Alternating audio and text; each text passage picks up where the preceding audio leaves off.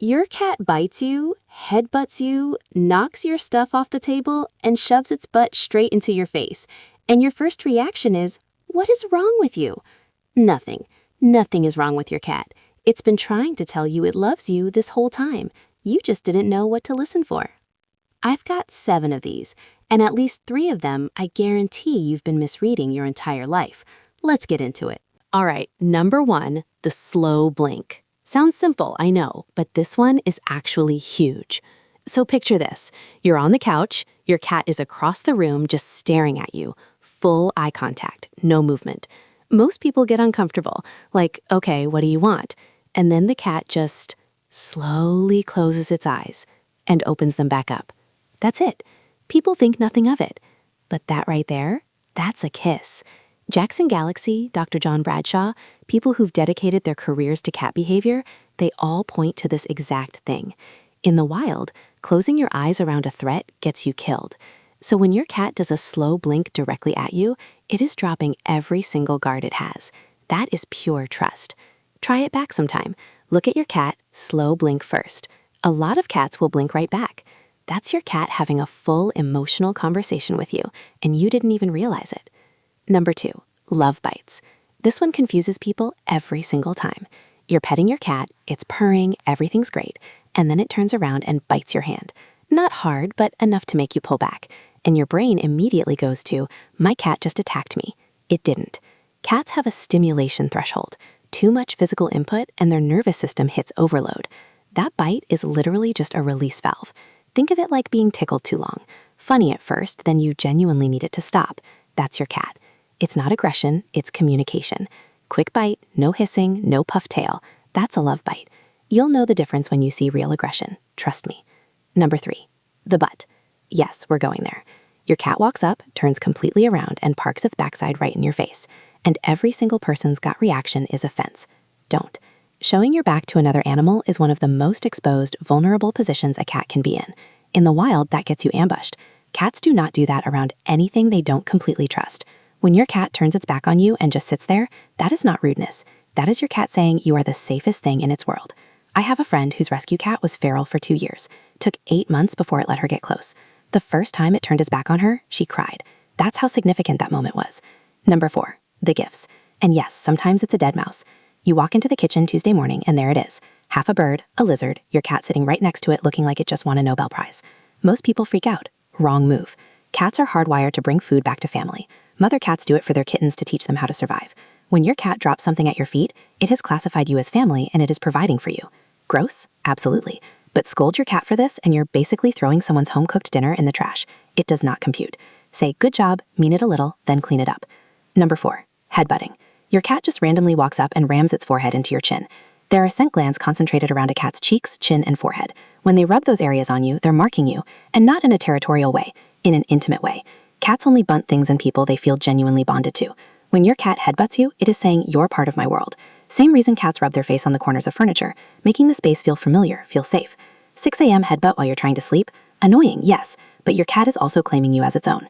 With cats, that's about as affectionate as it gets. Number 6, sitting on your stuff. The laptop, the book, the laundry you just folded. Your belongings carry your scent heavily. Your cat sitting on your laptop isn't trying to ruin your deadline. It's sitting as close to you as it can get without actually sitting on you. Comfort seeking, plain and simple. Oregon State University actually published research showing cats form secure attachments to their owners comparable to how infants attach to caregivers. So when your cat destroys your focus by sitting on your keyboard, it's attached to you. Deeply. Take that for what it's worth. And number 7, meeting you at the door. People always say that's a dog thing. It's not. Research on feline separation behavior shows cats absolutely track when you leave and when you come back. Increased vocalization, pacing, hiding when you're gone. My neighbor's cat is the calmest, most unbothered cat you've ever seen. But the second it hears her keys in the lock, at the door. Every time. 20 minutes or 8 hours doesn't matter. Cats don't spend energy on things that don't matter to them. If your cat gets up from a dead sleep to greet you, that is a deliberate choice. And with cats, that choice is everything. So here's the thing most people never stop to think about. Why are cats like this in the first place? Why is their version of I love you so completely different from everything we're used to? Dogs have been domesticated alongside humans for somewhere between 15,000 and 40,000 years. That's tens of thousands of years of dogs actively evolving to read human faces, respond to human voices, mirror human emotions. Dogs were bred for it. Their whole biology leaned into us. Cats Cats have only been living closely with humans for around 10,000 years, and even then, the relationship was mostly transactional. Humans had grain storage attracted rodents, cats followed the rodents. Nobody sat down and decided to domesticate the cat. The cat just showed up and stayed on its own terms. That history matters more than most people realize, because what it means is cats never had to change their communication style for us. Dogs learn to bark differently around humans, to make eye contact, to read our pointing gestures. Cats largely kept their original language. The slow blink, the bunting, the scent marking, those are not behaviors cats develop for humans. Those are behaviors cats use with each other. And the fact that your cat uses them with you means it has genuinely folded you into its social world. It's not treating you like an owner. It's treating you like another cat it trusts. And that distinction is everything. Because when people say cats are cold or cats don't really care about you, what they're really saying is cats don't show affection the way dogs do, which is true, but that's like saying someone doesn't love their family because they don't express it the same way yours does. The love is there, the language is just different. There's a researcher named Dr. Kristen Vitale at Unity College in Maine who has spent years specifically studying cat-human attachment, and what her work keeps showing is that the majority of cats, when tested, display what's called secure attachment to their owners. Meaning, when their owner leaves the room, they get unsettled. When the owner comes back, they calm down. That is not indifference. That is a cat that has built its sense of safety around a specific person. The problem has never been that cats don't love their owners. The problem is that nobody ever handed us a translation guide. You've been reading your cat through a human lens, or worse, through a dog lens, and of course it looked like nothing was there. Switch the lens. Pay attention to the actual signals, because your cat has probably been telling you how it feels about you for years. You just didn't have the vocabulary to hear it. Now, and I want to be really clear about this part, not every behavior we talked about is automatically love. Context matters a lot. And if you misread the signals, you're going to end up with a bite that actually breaks skin, a cat that's chronically stressed, and a relationship with your pet that's a lot more tense than it needs to be. So let's talk about the difference, because there is a clear line between a cat that's communicating affection and a cat that is genuinely uncomfortable. And once you see it, you cannot unsee it. Start with body language. A relaxed cat, a cat that's in I love you mode, has a loose body, soft eyes, tail either up or gently curved, ears forward or slightly to the side. It might be slow moving, it might be purring, it might just be hanging around near you doing absolutely nothing. That's a content cat. That's a cat that wants to be in your space. Now flip that. A stressed or agitated cat is a completely different animal. Literally. The tail gets low or puffs up, the ears go flat against the head, the pupils blow wide open even in normal light. The body gets tight, crouched, stiff, still in a way that feels loaded rather than relaxed. And if you're seeing a low rumbling growl, stop whatever you're doing immediately. That is not a cat being dramatic. That is a final warning before things escalate. The mistake most people make is they ignore those early signals. The tail flick, the skin ripple along the back, the ears rotating back just slightly.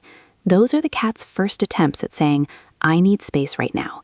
And when people push through those signals, keep petting, keep picking the cat up, keep doing whatever triggered it, the cat has no choice but to escalate. The bite that follows isn't random. It was actually the last step in a whole sequence of communication that got ignored. This is especially important if you have kids in the house. Kids are enthusiastic, they move fast, they're loud, they grab, and they almost never catch the early warning signs. So part of owning a cat responsibly is teaching the people around you, especially children, what a stressed cat actually looks like.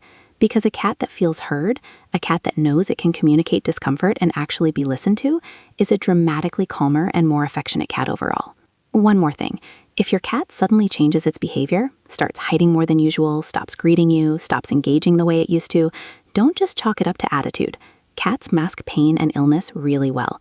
A sudden shift in social behavior is often one of the first signs something is physically wrong. If it's been going on for more than a few days, get it checked out. Your vet will thank you for catching it early. Bottom line, learn to read the whole picture. The love signals we talked about are real, but they only mean what they mean when the rest of the body is saying the same thing. Pay attention to the whole cat, not just the one behavior. So let's bring this all the way back to where we started. Your cat bites you, headbutts you, drops a dead mouse at your feet, and shoves its butt directly in your face. And for years, maybe your entire life as a cat owner, you read all of that as weird, random, or just cats doing cat things for no real reason. It was never random, not one bit of it. Your cat has had a complete emotional vocabulary this entire time, a real, consistent, meaningful way of telling you exactly how it feels. And nobody ever sat you down and explained what any of it actually meant. That is not your fault. But now you have it, and that changes things going forward. Because here's what I really want you to take away from this video. The relationship you have with your cat right now is not a fixed thing. It is not just whatever it happens to be today and that's it forever. The more you understand how your cat actually communicates, the more you respond to it in a way that makes sense to the cat, the more your cat is going to open up to you. And I mean that genuinely, not in a vague, feel-good way, in a very real, observable, day-to-day way. Cats are not cold animals. They are careful animals. There is a significant difference between those two things. They do not hand out trust easily. They do not let just anyone into their world. But when a cat decides you are safe, when it decides you are worth the slow blink and the hagbutt and the dead mouse on your kitchen floor, that bond is real and it runs deep, deeper than a lot of people ever expect from a cat. So here is what I want you to actually do after this video. Start small. Slow blink at your cat today. Just try it once and see what happens. Stop reaching for your cat and let it come to you instead. The next time it brings you something from outside, acknowledge it before you clean it up. Watch its body language for 30 seconds before you go in for a pet. These are not big, complicated changes. They are small shifts in how you pay attention. But cats notice everything, every single thing, and they will respond to you differently when they feel like you are actually listening. If this video changed the way you see your cat even slightly, hit that like button. It sounds like a small thing, but it genuinely makes a difference for this channel, and it helps this kind of content reach more people who need it. And if you have a friend who is always saying their cat is mean or distant or just doesn't care about them, send them this video, because I promise you, almost every single time, it is not the cat. It is just a language barrier that nobody ever bothered to fix. Subscribe if you want more content like this. I focus on animal behavior, the actual science behind it, what the research says, and what it means for the real everyday life you have with your pets. No filler, no fluff, nothing you could have just Googled in 30 seconds. Just stuff that actually helps. Thank you for watching all the way through. That genuinely means a lot. I will see you in the next one.